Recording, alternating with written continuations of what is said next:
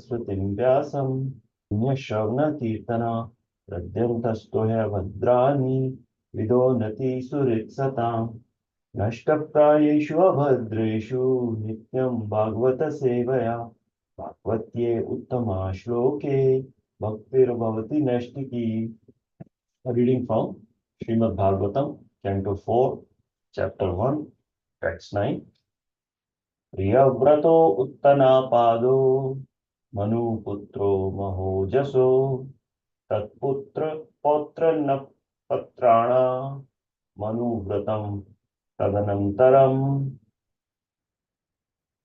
Synonyms: Priyavrata, Uttanapada, Manuputro, sons of Manu, Mahaojasu, very great, powerful, Tat, their, Putra, sons, Pautra, grandsons, Napatranam, grandsons from the daughter, Anubratam, following, Tad Antaram, in the Manu's period. Translation and purport by His Divine Grace, A.C. Bhaktivedanta Swami Srila Prabhupada.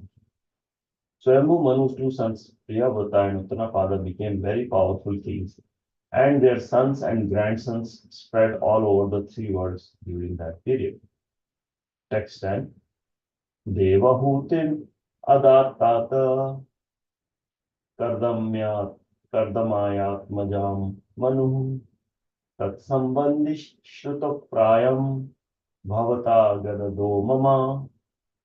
Synonyms: Devahuti, Adat, handed over, Tat, my dear son, Karmadya, unto the great sage Kardama, Atmajam, daughter, Manu, Lord Swayambhu Manu, Tat Sambandhi, in that connection, Shruta Prayam, heard almost in full, Bhavata, by you, Gadataha, spoken, Mama, by me.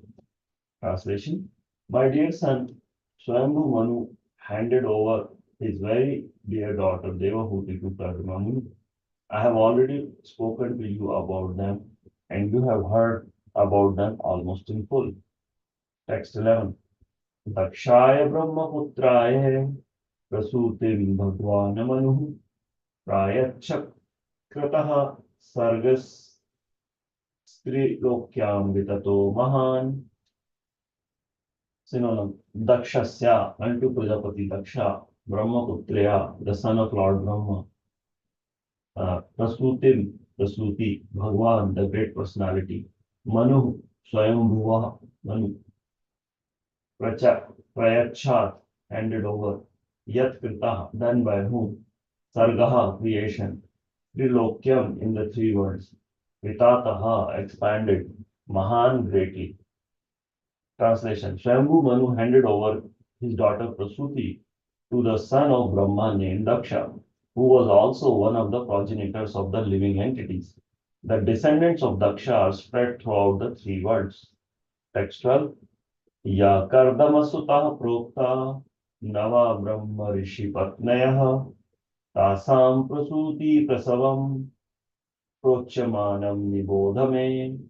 Yah, those who Kardama Sutaha, the daughters of Kardama, Proktaha, were mentioned, Nava, 9, Brahma Rishi, great sages of spiritual knowledge, Patnyaha, wives, Tasam, their, Prasuti Prasavam, generations of sons and grandsons, Prochamana, describing, Nibodha, try to understand, me, may, from me. Translation: You have already been informed about the 9 daughters of Kardama Muni, who were handed over to 9 different sages. I shall now describe the descendants of those 9 daughters. Please hear from me. Purport: The third canto has already described how Kardama Muni begot 9 daughters of Devahuti, and how all the daughters were later handed over to great sages like Marichi, Atri, and Vashishta. Text 13. Patni Mariche Stukala Sushuve Kardamatmaja Kashyapam Purnimanam Cha Yayora Puritam Jagat. Synonyms: Patni, wife, Mariche, of the great sage named Marichi, Tu also, Kala, named Kala, Susuve gave birth, Kardamatmaja, daughter of Kardama Muni, Kashyapam of the name Kashyapa, Purnima Namcha, and of the name Purnima, Yayoha, by whom Apuritam spread all over Jagat, the world. Translation. Kardama Muni's daughter Kala, who was married to Marichi, gave birth to two children whose names were Kashyapa and Purnima. Their descendants are spread all over the world. End of purport. Namo Om Vishnupadaya Krishna Prishnaya Bhutale Srimate Bhakti Vedanta Swamin Iti Namine Namaste Saraswati Deve Gauravani Pracharine Nirvishesha Shunyavadi Paschatya Deshatarine Jai Shri Krishna Chaitanya Prabhu Nityananda Shri Advaita Gadadhara Shivas Adi Gaura Bhakta Vrinda Hare Krishna Krishna Krishna Hare Hare Hare Rama Rama Rama Hare Hare. I seek the blessings of all the Sangha Vaishnavas so that I can use to actually purify myself. Thank you very much for giving me this opportunity to purify myself. I'm going to read from a lecture given by His Grace Vrindavan Chandrapur in ISKCON Vrindavan. Please pardon me if I make any mistakes in summarizing this. So, in this chapter, we are hearing about the progenies of Manu Maharaj. It is also being explained how Kardama Muni's daughters helped increase the population of the world. This is a well-known fact that Manu Maharaj had three daughters from his wife Satrupa, Akuti, Prasuti, and Devahuti. We have already heard in the earlier verses that Akuti was married to Ruchi Prajapati, and how Manu Maharaj wanted their son to be the heir of his dynasty. Then two of his own sons, Manu Maharaj's own sons, Maharaj Priyavrata and Uttanapada, were very glorious kings, and we will read more about them in the following chapters. Priyavrata Maharaj was the elder son, but his description comes much later in Srimad Bhagavatam. First, we will learn about Maharaj Uttanapada. So, the reason for this is that Priyavrata Maharaj was a very dear student of Narada Muni, and he was very detached and accepted Brahmacharya. Actually, the word Priyavrata means one who likes the Vrata and austerity.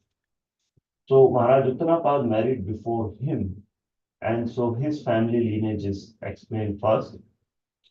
But later we'll find out how the sages went to him, and even Brahmaji had to go to Maharaj Priyavrata to convince him to become the king because there was such a need.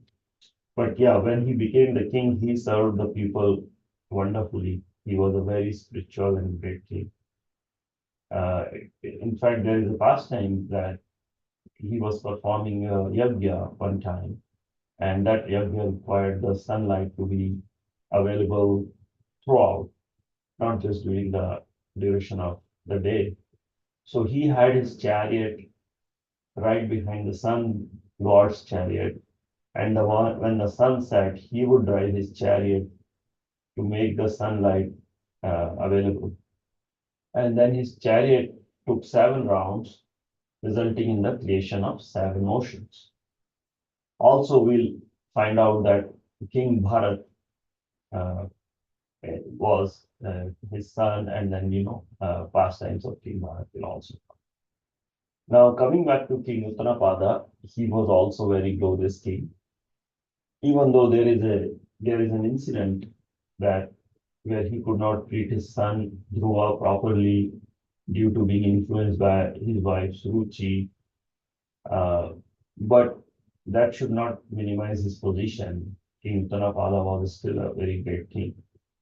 His son Dhruv Maharaj became very famous for performing severe austerity at a young age of 5.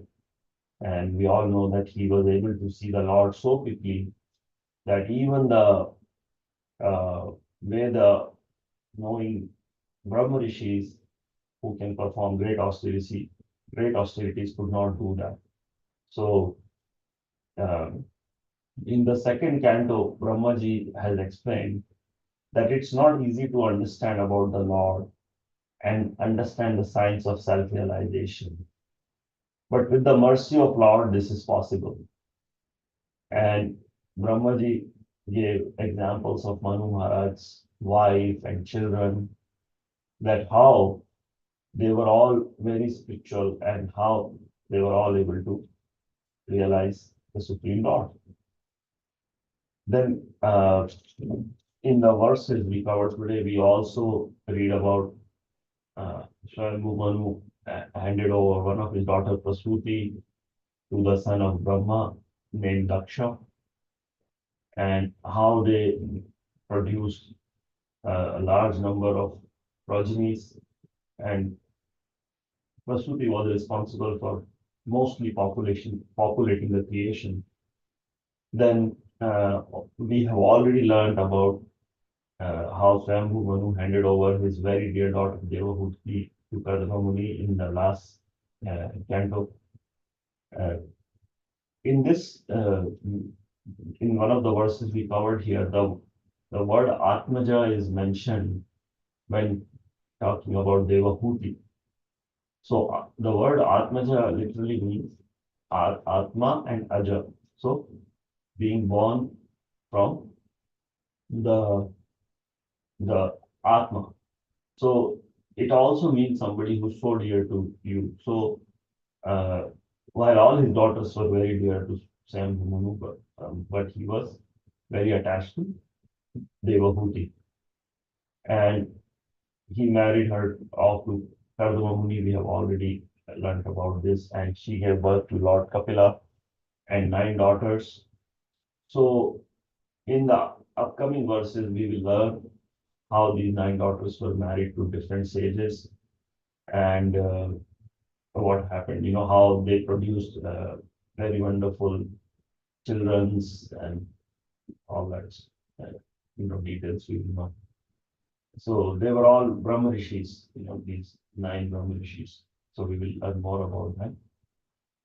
Now, this one may ask the question, why are we learning in such great detail about Manu Maharaj's progeny and their children and their children? It almost seems like a technical detail, right? Something to remember. So what is the reason behind it? So we need to understand that these narrations are very auspicious and are very beneficial for those who hear them attentively.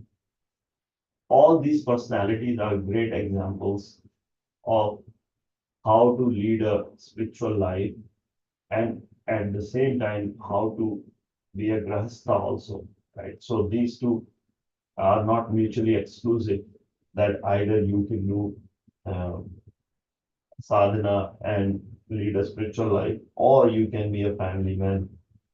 All these personalities we can see because they were tasked by Brahmaji to populate the earth. So all of them we can see by their example. First, they have performed great austerities, great tapasya, and attained the self-realization. Then they go about having the children. And that is why they have such wonderful children. We see examples after examples. So this is the main reason we are learning about them. And these narrations are very auspicious and very beneficial for anybody who lives. So with this, I would like to end. Thank you very much.